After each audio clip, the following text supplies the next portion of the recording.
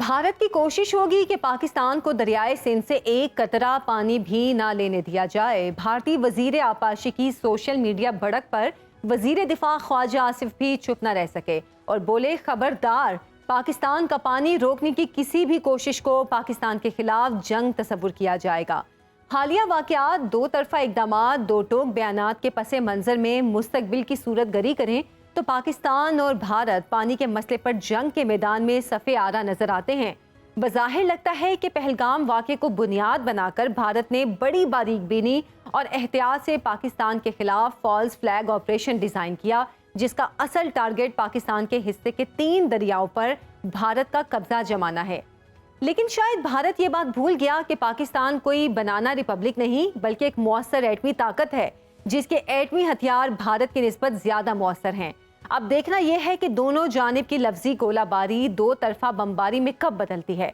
लेकिन इससे पहले कि मुतहारिफ फौजें जंग के मैदान में उतरें, पाक भारत रिवायती और एटमी हथियारों का जायजा लेंगे। हमारे साथ मौजूद हैं major general retired Samresh Salik साहब। बहुत शुक्रिया आपके वक्त का। पाक भारत जंग के नुमाया इम्कानात के पेश नज़र आपसे जानना चाहूंगी कि मुमकिना जंगी मार्का रिवायती हथियारों से लड़ा जाएगा या दोनों मुल्क अपने अपने जौहरी मिसाइलों को बारूद खाने से बाहर निकालेंगे? देखें, जो हमारे मिसाइल हैं या हमारी न्यूक्लियर कैपेबिलिटी है, उसके तो इस्तेमाल होने के कोई चांसेस नहीं है। कोई भी दो ममालिक अगर उनके पास दोनों के पास जौहरी हथियार हों तो वो चूँकि टोटल डिस्ट्रक्शन इन्वॉल्व करते हैं, तो उसमें तो उस तरह का कोई चांस नहीं है। बाकी जो स्पेस है जिसमें इंडिया कोशिश करेगा कि न्यूक्लियर थ्रेशोल्ड को टच किए बगैर उसके नीचे रहते हुए जो वो काम कर सके, लाइक लाइन ऑफ कंट्रोल के ऊपर एक्सचेंज ऑफ फायर या छोटे मोटे पिन पिक ऑपरेशन, उसकी पॉसिबिलिटी है। या इससे भी ज़्यादा पॉसिबिलिटी है कि पाकिस्तान के अंदर कोवर्ट ऑपरेशन करना, जिसका मतलब है कि वो टेररिज्म और उस तरह की कार्रवाइयाँ करवाए। अदरवाइज जंग में उस तरह के चांसेस नहीं है कि हम कन्वेंशनल जो है ना वो बड़े स्केल की जंग जिसमें कि मिसाइल इन्वॉल्व हैं या जो है वो जौहरी हथियार इन्वॉल्व हो जाए, वो मुमकिन नहीं। अच्छा सर, चाहूंगी कि हमारे नाजरीन को आपके तवस्सुत से पाक भारत जौहरी ताकती तवाज़ुन के बारे में कुछ आगाही हासिल हो जाए, और मजीद ये कि जदीद तरीन एटॉमिक अप्रोच पर पाकिस्तान और भारत में से किसका दावा हकीकत से करीब तर है? देखिए, पाकिस्तान के जो न्यूक्लियर प्रोग्राम है वो साइज में तो इंडिया से स्मॉलर है, लेकिन टेक्निकली इंडिया से सुपीरियर है, क्योंकि इंडिया ने हमें माजी में कुछ ऐसे चैलेंजेस पोज किए जिनका जवाब देने के लिए हमें कोई ना कोई उसका हल निकालना था। तो पाकिस्तान के पास इस तरह के हथियार हैं जो कि इंडिया के पास नहीं है और इंडिया को वो परेशान करते हैं।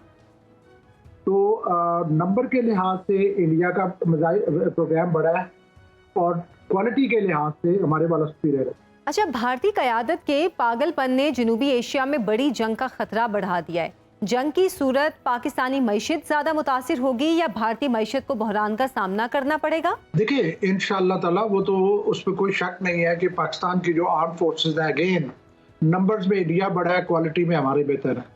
जैसे कि 2019 में 2019 में इंडिया ने कोशिश की मार्का आजमाई करने की और उसे मुंह की खानी पड़ी, और जो पाकिस्तान ने काम किया था वो बहुत बड़ा था एज कम्पेयर जो इंडिया ने करने की कोशिश की।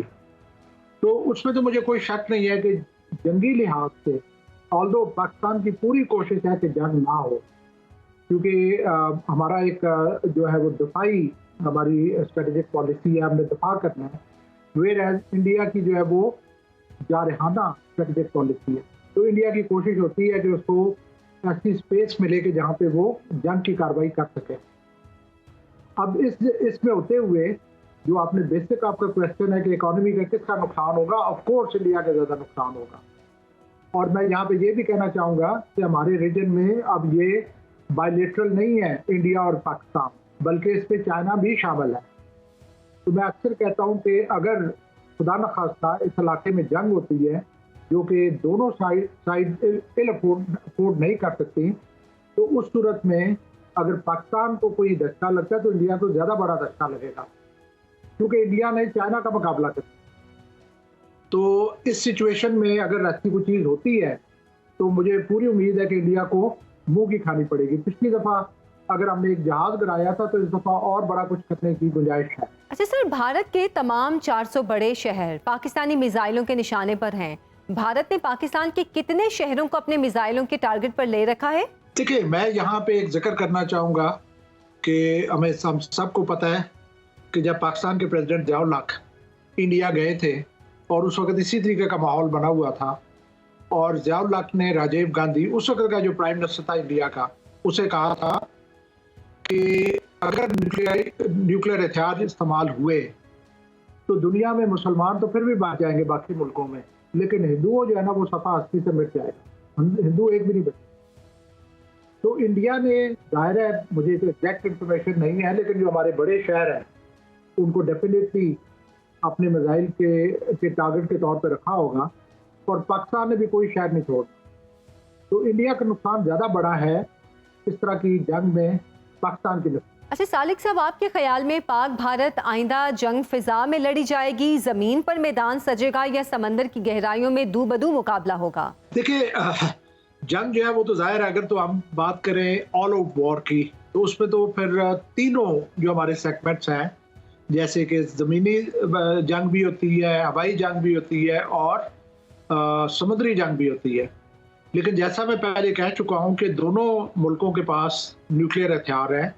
न्यूक्लियर हथियार के होते हुए आज तक दुनिया की हिस्ट्री में कोई भी दो मुल्क ऐसे जिनके पास, दोनों के पास न्यूक्लियर हथियार थे, वो न्यूक्लियर हथियार इस्तेमाल नहीं हुए। सिर्फ एक दफ़ा न्यूक्लियर हथियार इस्तेमाल हुए, वो अमेरिका ने इस्तेमाल किए थे जापान के अगेंस्ट। लेकिन उसमें तो ये था कि एक के पास न्यूक्लियर हथियार थे और दूसरे के पास नहीं थे।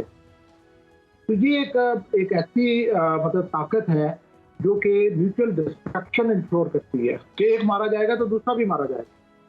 तो जो ऑथर्स हैं उन्होंने ये कहा हुआ है कि न्यूक्लियर वेपन जो है वो they have come to stay, वो इस्तेमाल नहीं होंगे।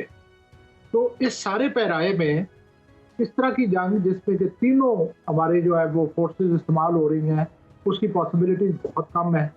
मैं तो मैक्सिमम ये देखता हूँ कि लाइन ऑफ कंट्रोल के ऊपर लिमिटेड लेवल पे, बहुत ही लिमिटेड लेवल पे इंडिया हो सकता है कि फायर एक्सचेंजेस करे, छोटे मोटे पिन पिक ऑपरेशन कहीं पे कहीं मतलब जो तंग करने वाले थे उस तरह की कार्रवाइयाँ करे, क्योंकि इंडिया नहीं अफोर्ड कर सकता कि लड़ाई उस स्टेज पे पहुंच जाए जहाँ पे न्यूक्लियर हथियार जो है वो बीच से आ गए। बहुत बहुत शुक्रिया मेजर जनरल समरेश सालिक साहब हमारे साथ मौजूद थे। नाज़रीन, शाइनिंग इंडिया का असल चेहरा आपको दिखाएंगे एक ब्रेक के बाद।